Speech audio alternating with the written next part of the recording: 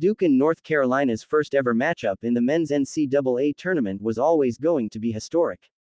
The fact that we finally got it in the Final Four and during Mike Krzyzewski's final year before retirement made it perhaps one of the most anticipated games in the history of the sport. With UNC as a number 8 seed and Duke struggling entering March, this matchup simply felt too good to be true. It should have been impossible for this game to live up to such an immense level of hype, but somehow it did that, too.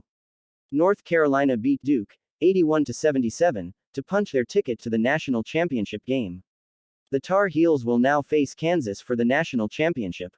The Jayhawks defeated Villanova, 81-65, in the other semifinal. This was truly one of the best games you will ever see. Coach K's career ends with a loss to his arch-rival. The game lived up to the hype. The final minutes of this game were absolutely incredible. Trevor Keels hit a three-pointer to give Duke a 1-point lead with just over 2 minutes left. North Carolina's Brady Manick answered with his own three on the next possession to put Duke back up.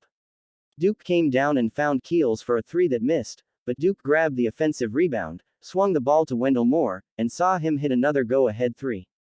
North Carolina took the lead back on free throws from R.J. Davis. Then Duke's Mark Williams missed a pair of free throws. On UNC's next possession, Caleb Love hit a ridiculous pull-up three-pointer to put the Heels up 4. This was the biggest shot of the night.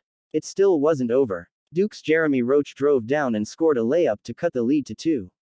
After Love split free throws following an intentional foul, Duke had one more chance down 3 points. Trevor Keels was fouled and split his own free throws to keep Duke down 2. Duke fouled Love on the next possession, and he made both free throws to give UNC the win. North Carolina's Final Four run was no fluke. This Tar Heels team was in jeopardy of missing the NCAA tournament midway through the year after Duke beat them by 20 points on their home floor. North Carolina rallied late in the season, famously giving Duke a double-digit defeat in Coach K's last ever home game on March 5. UNC entered this tournament as a No. 8 seed. They knocked off number 1 seed Baylor in the round of 32, but almost blew a 25-point lead before doing it.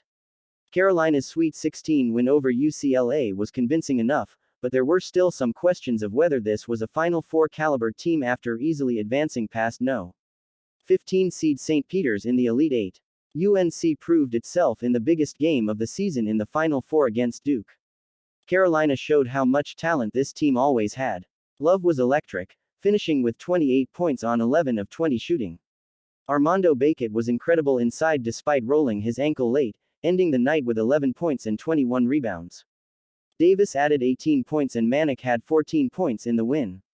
This Carolina team checks almost every box you want in a college basketball contender with great guard play, a physical force inside in Bacot, and enough shooting on the wings. These Heels are absolutely worthy of winning it all. We have had Paolo Banchero pegged as our number 1 prospect in the 2022 NBA draft since July. We even published a lengthy breakdown about why he's so good before tip-off. While other top prospects have struggled on the biggest stages in this tournament, Banchero has been fantastic throughout Duke's run. He turned in another great game against UNC. Banchero put his full skill set on display. At 6 feet 10, 250 pounds, he hit pull-up threes, scored in the post, and showed dynamic driving ability. He finished with 20 points and 10 rebounds on 8 of 17 shooting from the field in the loss. The Jayhawks are a number 1 seed and the Tar Heels are a number 8 seed, but it doesn't feel like there's a favorite going into this one. Both of these teams are playing amazing basketball. An outstanding men's NCAA tournament has one game left. We can't wait to see what surprises are still in store.